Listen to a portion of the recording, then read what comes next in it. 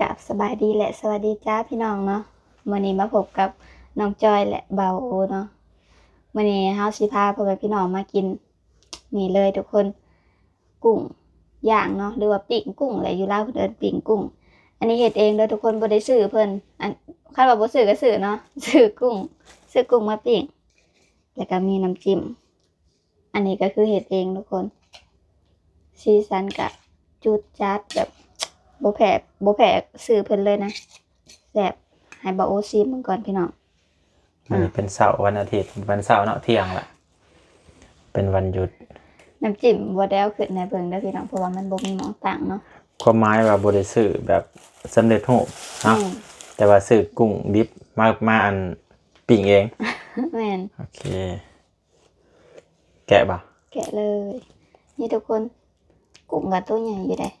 กุ้งอันนี้เพิ่นเอิ้นกุ้งขาวเนาะปิ้งแบบปิ้งไฟแห้งแบบเฮาบ่ได้ใช้ไฟอ่อนมันจึงแบบบ่ติดเปลือกกุ้งนี่ทุกคนมันเนาะวางหัวก่อนกินโตก่อนกินคล้ายๆกับกินนั่นปิ้งกับปูนาเนาะกุ้งนี่มันบ่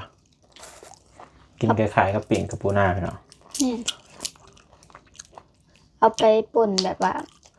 คันเฮาเอามาแบบดิบนะพี่น้องเฮาเอามาแบบฝากเนาะแล้วเฮาไปลาบไปคล้ายๆลาบนะอันเดียวกันกับลาบกับปู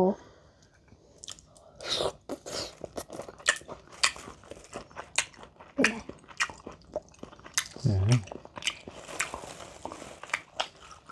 เราติดขาวมาเนาะเอาขาวเนาะเอาป่ะเอามาเดี๋ยวไปเอาขาวเดี๋ยวไปดูขาวก่อนพี่น้องมาแล้วพี่น้องปิ้งกุ้งกินกับข้าวเหนียวจ้าเนาะเป็นคนลาวข้าวเหนียวนะกินกับอีหยังก็แซ่บตั้งเลยอยู่นี่ก็ได้นี่ได้มาพี่น้องป้องตัวเป็นไงคนน่ะจน3 พาเมื่อบ่โอเนาะจริงๆนะเป็นมักปิ้งแบบเขาจะปิ้งกันน่ะจะเป็นกุ้งหัวตัวใหญ่ๆนะแต่ห้ามบ่มักค่ะว่าเนื้อมันได้หน่อยมันตัวใหญ่ซื่อๆแบบนี้มันจะฉีดลายขอบ่แกะซะกราบแล้วนะกุ้งขาวน่ะเปลือกก็บ่แข็ง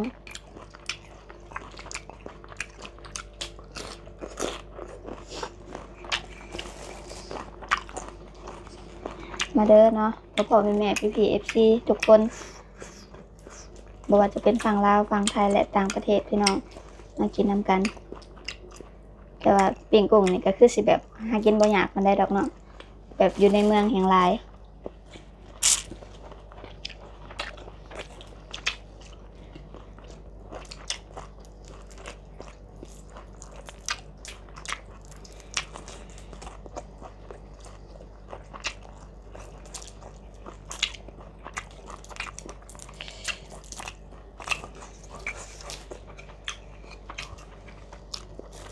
เบิ่งตัวจิ้มมันจิ้มป่ะกินอยู่นั่น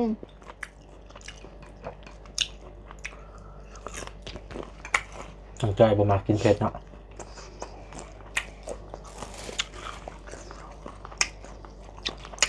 ฉันบอกว่ากินข้าวเป็นตัวแซ่บค่ะชิม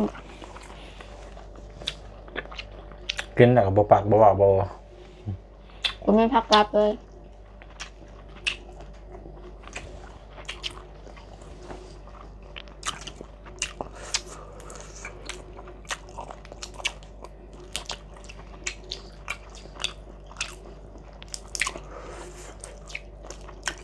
นี่แหละพี่น้อง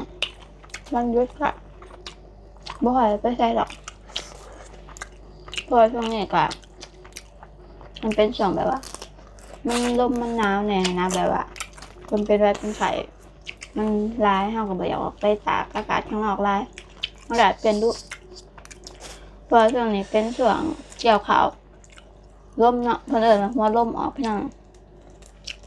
อากาศบ่อยากปกติเนาะบึดแดดบึดร้อนแล้วก็ฝนตกแล้วก็ฝนตกแล้วก็ลมอีกบ่ได้พวกแห้งๆนี่อย่าไปตากลมพี่น้องช่วงนี้นะเนาะจะเป็นหวัดเป็นไอบ่สบายเมื่อวานมื้อก่อนกันเพิ่นนั่น ตัดเข่าอยู่ดีๆเนาะกำลังเก็บเกี่ยว อ่า ฝนทำนะอีกฝนตกแห้งอีกเลย แม่น จ้ะ ก็เลยตนเนาะแบบว่าทางฝ่าวสิเก็บคนเขายังบ่ทันปั่นจ้ะพี่น้องหากะเกี่ยวแล้วว่าฝนตกห้ามอีกต้องตากแดดไปประมาณอีก2-3 มื้อเวลาเขาจึงแห้งยิ่งฝนนั่นนี่นะ บ่มันง่ายเนาะ แม่น บ่แมันสิเจอปัญหาแต่ว่าคนเฮ็ดธุรกิจเนาะชาวนาผู้เป็นชาวไร่ชาวนาก็เจอปัญหาคือกันพี่น้องเอ้ย แม่น ทุกคนหนี้บ่หม่อมเนาะกับปัญหาเนี่ยชาวนาก็เจอปัญหาแบบชาวนาคนเฮ็ดธุรกิจก็เจอแบบคนเฮ็ดธุรกิจเนาะ แม่น ปราศจากบ่ได้ เพราะฉะนั้นแล้วผู้ใดที่ว่าเจอปัญหายังอยู่กะสู้ๆเด้อเนาะทุกคนยังได้ก็มากินกุ้งนำกัน ชุดไม่จ้อยนี่เป็นอย่างแค่บุกิโตกับอิ่มละแต่ว่าจะมากินหัวกุ้งใจ่พี่น้องเบิ่งหัวมันในนี่นะหลาย คนคิดง่ายคิดว่าเจอปัญหาอะไรไปได้ก็ตามคะแนนเฮากินอิ่มนอนหลับ ๆ มีความสุขแล้ว แม่นพี่น้องถ้าผู้ใดที่รู้สึกเมื่อยๆเนาะคิดยังบ่ออกให้ลองหาแนวแสบๆจักอย่างหนึ่งมาให้เจ้าของกินลองเบิ่ง อืม แบบให้รางวัลเจ้าของเนาะว่าให้เจ้าของได้กินแนวแสบนี่สิเฮาสิรู้สึกดีขึ้นมาแล้วเวียกงานบ่นั่นนี่บ่เฮาก็สิแบบ พอคิดได้มันก็สิแก้ปัญหาไปได้ง่ายนะอันนี้บ่เสือกก็ลองเบิ่งเด้อพี่น้องพอใส่สูตรนี้กับเจ้าของตลอดเวลาแบบหงุดหงิดบ่โมโหอีหยังบ่แบบเฮ็ดเวียกเมื่อยๆเฮาลองหาแนวแซ่บๆมาเจ้าของกินเนาะอาจจะเป็นแนวที่เฮามักบ่จะเป็นต้องแพงก็ได้พี่น้องแต่ว่าเป็นแนวที่เฮาคิดว่าเฮากินแล้วเฮาแซ่บเฮามักนะ กินอิ่มแล้วก็มีความสุข อืม อืมลองเอาสูตรน้องจอยไปใส่เบิ่งเด้อพี่น้อง สูตรบางคนมักกินนะพี่น้องบางคนอาจจะว่าอ้าวเขาเจ้าบ่มักกินคือหนูจอยเนาะใส่สูตรเด็กก็บ่ได้ผลอีก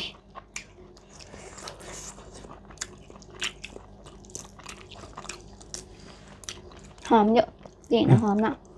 ปิ่งหอม คันลวกน่ะก็สิแกะง่ายพี่น้อง อืม แต่ว่ามันก็สิแตกต่างจากปิ่งได้ปิ่งมันจะมีความหอมของไฟ แม่น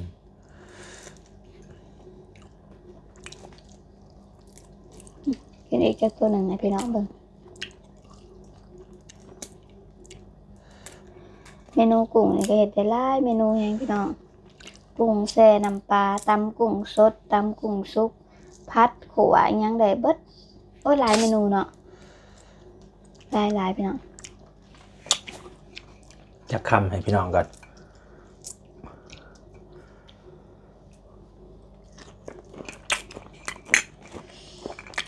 แซ่บบ่ แรกๆกินข้าวได้3คำกินดีดอก กินดีดอก วันนี้กินดีดอก บ่แน่ใจว่าบ้านพี่น้องเอิ้นกันว่าพี่น้องกินดีดอกก็คือกินแต่แนวกินเนาะอันผู้ใหญ่เพิ่นมักสิบอกว่าอย่ากินดีดอกหลายเพิ่นว่าเดี๋ยวสิเป็นสร้าง แม่นอีหลีบ่พี่น้องแม่นอยู่เป็นสร้างนี่ คิดว่าคือจะบ่แม่นเป็นอย่างแนวกินบ่พอหลายกว่า แม่นเนาะพี่น้องกินดีดอกกินโลเนาะเพิ่นว่าสิแหละ หัวกุ้งเนาะคล้ายๆกับมันกระปูด้วยเนาะ อันเดียวกันเนาะ แม่น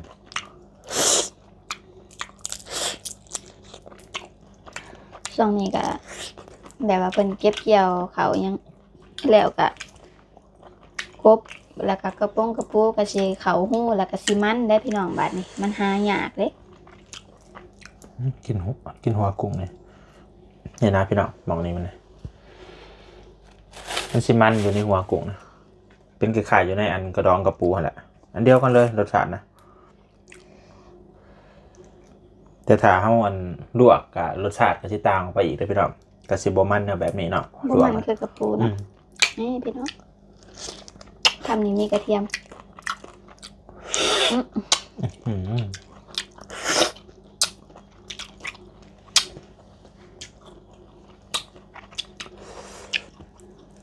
กินบ่จบบ่งามก็ขออภัยเด้อพี่น้องเด้อ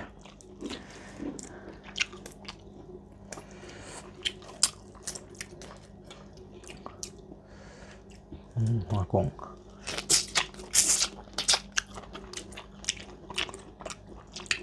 กินดีดอกก็ได้ป่ะเนี่ย พี่ที่ขาวกับพี่น้อง นี่เขาแหละต้องคิดเนาะ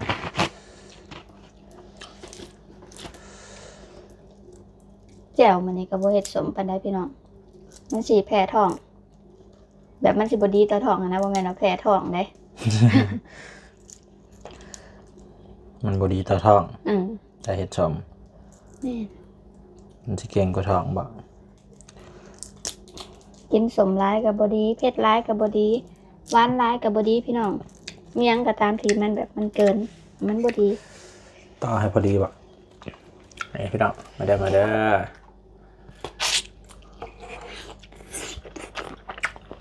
แค่บ เรียกมืออะไรแบบนี้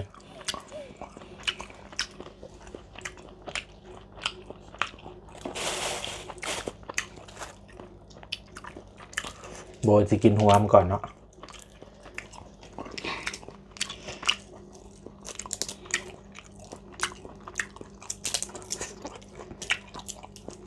สรุปหัวมันลึกมากุ้งพี่น้องโบว่ามากิน หัวกุ้ง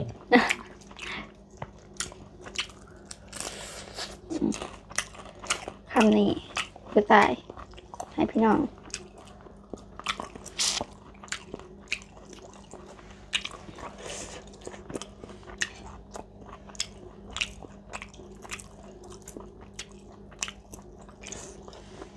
อืม เจียวบัวเพชรเนาะพอดีเนาะ ไม่ดีป่ะ พอดีครับ โบเห็ดเป็ดร้ายมัน จะใส่กระเทียมลายจะมาครับเจอเขาปิ้งนี่อยากแกะยากกว่า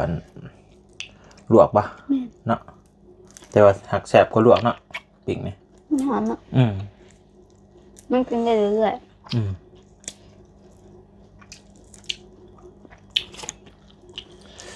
ขันไปอาหารหมูกระทะกับบ่แมันบ่กินหยังก่อนเนาะกุ้ง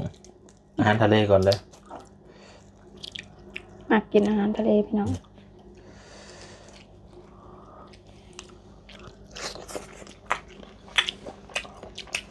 แฉะพี่น้อง